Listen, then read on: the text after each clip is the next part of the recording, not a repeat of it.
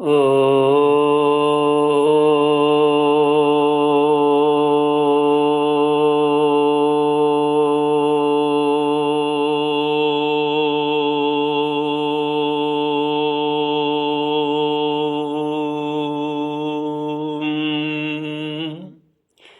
श्री गुरुचरण कमलेभ्यो नमः। श्री गणेशाय नमः। श्री सरस्वत्यै नमः।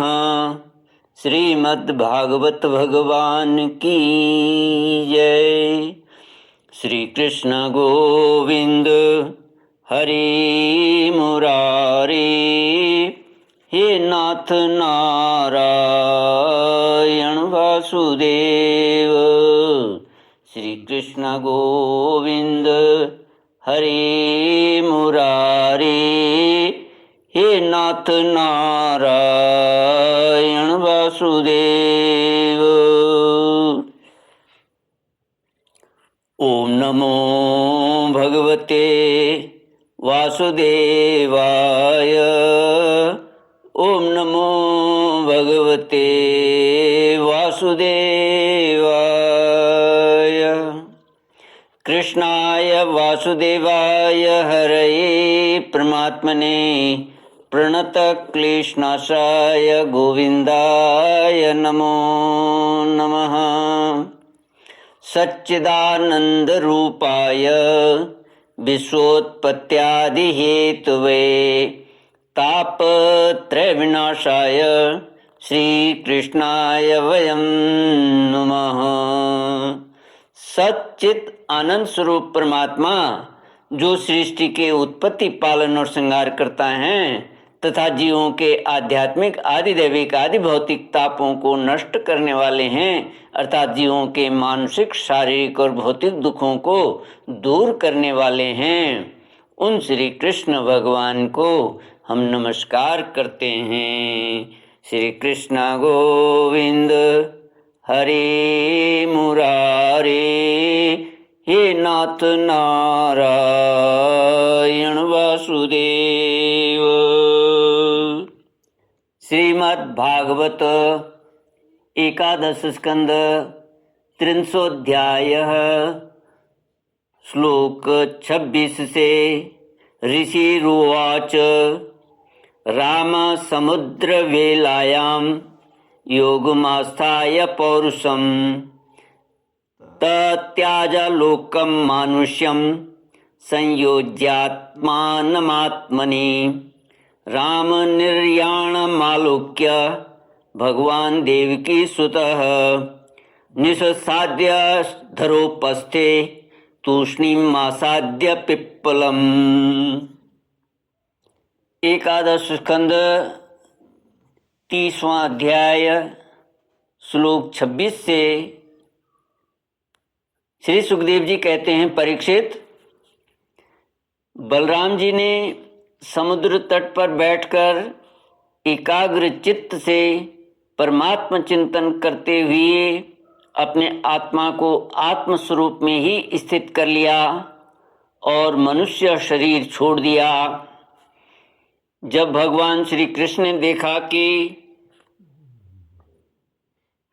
मेरे बड़े भाई बलराम जी परम पद में लीन हो गए, तब वे एक पीपल के पेड़ के तले जाकर चुपचाप धरती पर बैठ गए।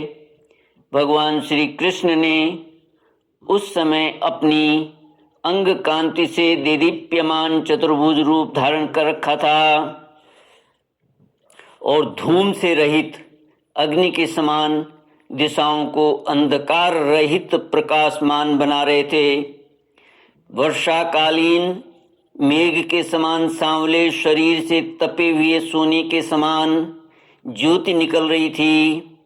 वक्ष स्थल पर श्रीवत्स का चिन्ह शोभायमान था। वे रेशमी पीतांबर की धोती और वैसा ही दुपट्टा धारण किए हुए थे।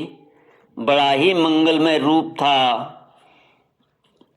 मुख कमल पर सुंदर मुस्कान और कपोलों पर नीली नीली अलकें बड़ी ही सुहावनी लगती थीं। कमल के समान सुंदर सुंदर एवं सुकुमार नेत्र थे। कानों में मकराकृत कुंडल झिलमिला रहे थे। कमर में करधनी, कंधे पर यज्ञोपवीत, माथे पर मुकुट, कलाइयों में कंगन, बाहों में बाजूबंद, वक्षस्थल पर हार, चरणों में नूपुर, अंगुलियों में अंगूठियां और गले में कौस्तुभ मणि शोभायमान हो रही थी। घुटनों तक वनमाला लटकी हुई थी। शंख, चक्र, गदा आदि आयुध मूर्तिमान होकर प्रभु की सेवा कर रहे थे। उस समय भगवान अपनी दाहिनी जांघ पर बायां चरण रखकर बैठे हुए थे। लाल लाल तलवा रक्त कमल के समान चमक रहा था। श्री कृष्ण गोविंद हरे मुरारे, हे नाथ नारायण वासुदेव। श्री सुखदेव जी कहते हैं, परीक्षित, जरा नाम का एक बहिलिया था। उसने मूसल के बचे हुए टुकड़े से अपने बाण की गांसी बना ली। उसे दूर से भगवान का लाल लाल तलवा हरिण के मुख के समान जान पड़ा। उसने उसे सचमुच हरिण समझकर अपने उसी बाण से बीन दिया। जब वह पास आया तब उसने देखा कि अरे, ये तो चतुर्भुज पुरुष हैं। अब तो वह अपराध कर चुका था, इसलिए डर के मारे कांपने लगा और दैत्य दलन भगवान श्री कृष्ण के चरणों पर सिर रखकर धरती पर गिर पड़ा। उसने कहा, हे मधुसूदन, मैंने अनजाने में यह पाप किया है। सचमुच मैं बहुत बड़ा पापी हूँ, परंतु आप परम यशस्वी और निर्विकार हैं। आप कृपा करके मेरा अपराध क्षमा कीजिए। सर्वव्यापक सर्वशक्तिमान प्रभु, महात्मा लोग कहा करते हैं कि आपके स्मरण मात्र से मनुष्यों का अज्ञान अंधकार नष्ट हो जाता है। बड़े खेद की बात है कि मैंने स्वयं आपका ही अनिष्ट कर दिया। वैकुंठनाथ, मैं निरपराध हरिणों को मारने वाला महापापी हूँ। आप मुझे अभी अभी मार डालिए, क्योंकि मर जाने पर मैं फिर कभी आप जैसे महापुरुषों का ऐसा अपराध न करूँगा। भगवान संपूर्ण विद्याओं के पारदर्शी ब्रह्मा जी और उनके पुत्र रुद्र आदि भी आपकी योग माया का विलास नहीं समझ पाते, क्योंकि उनकी दृष्टि भी आपकी माया से आवृत है। ऐसी अवस्था में हमारे जैसे पाप योनि लोग उसके विषय में कह ही क्या सकते हैं। भगवान श्री कृष्ण ने कहा, अरे जरे, हे जरे, तू डर मत, उठ उठ, यह तो तूने मेरे मन का काम किया है। जा, मेरी आज्ञा से तू उस स्वर्ग में निवास कर जिसकी प्राप्ति बड़े बड़े पुण्यवानों को होती है। श्री सुखदेव जी कहते हैं, परीक्षित, भगवान श्री कृष्ण तो अपनी इच्छा से शरीर धारण करते हैं। जब उन्होंने जरा व्याध को यह आदेश दिया तब उसने उनकी 3 बार परिक्रमा की, नमस्कार किया और विमान पर सवार होकर स्वर्ग को चला गया।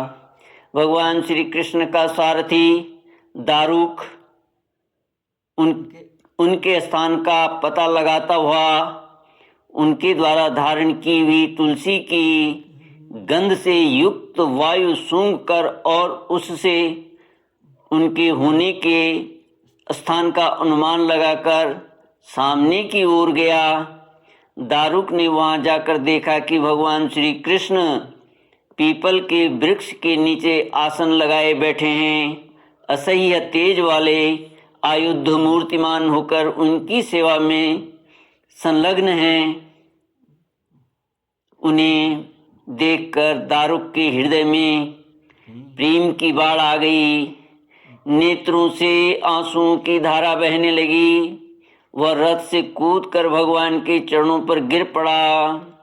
उसने भगवान से प्रार्थना की, प्रभु, रात्रि के समय चंद्रमा के अस्त हो जाने पर राह चलने वाली की जैसी दशा हो जाती है, आपके चरण कमलों का दर्शन न पाकर मेरी भी वैसे ही दशा हो गई है। मेरी दृष्टि नष्ट हो गई है, चारों ओर अंधेरा छा गया है। अब न तो मुझे दिशाओं का ज्ञान है और न मेरे हृदय में शांति ही है। परीक्षित, अभी दारुक इस प्रकार कह ही रहा था कि उसके सामने ही भगवान का गरुड़ ध्वज रथ पताका और घोड़े के समान आकाश में, घोड़ों के साथ आकाश में उड़ गया। उनके पीछे पीछे भगवान के दिव्य आयुध भी चले गए। यह सब देखकर दारुक के आश्चर्य की सीमा न रही। तब भगवान ने उससे कहा, दारुक, अब तुम द्वारका चले जाओ और वहाँ यदुवंशियों के पारस्परिक संहार, भैया बलराम जी की परम गति और मेरे स्वधाम गमन की बात कहो। उनसे कहना कि अब तुम लोगों को अपने परिवार वालों के साथ द्वारका में नहीं रहना चाहिए। मेरे न रहने पर समुद्र उस नगरी को डुबो देगा। सब लोग अपनी अपनी धन संपत्ति, कुटुंब और मेरे माता पिता को लेकर अर्जुन के संरक्षण में इंद्रप्रस्थ चले जाएं। दारुक, तुम मेरे द्वारा उपदिष्ट भागवत धर्म का आश्रय लो और ज्ञाननिष्ठ होकर सबकी उपेक्षा कर दो तथा इस दृश्य को मेरी माया की रचना समझकर शांत हो जाओ। भगवान का यह आदेश पाकर दारुक ने उनकी परिक्रमा की और उनके चरण कमल उनके अपने सिर पर रखकर बारंबार प्रणाम किया। तदनंतर वह उदास मन से द्वारका के लिए चल पड़ा। श्री कृष्ण गोविंद हरे मुरारे, हे नाथ नारायण वासुदेव। इति श्रीमद्भागवते महापुराणे पारमहंस्यां संहितायां एकादश स्कंदे 300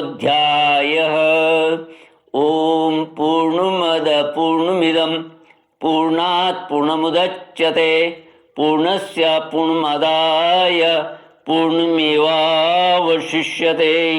ओम शांति शांति शांति। हरि ओम। श्री गुरुभ्यो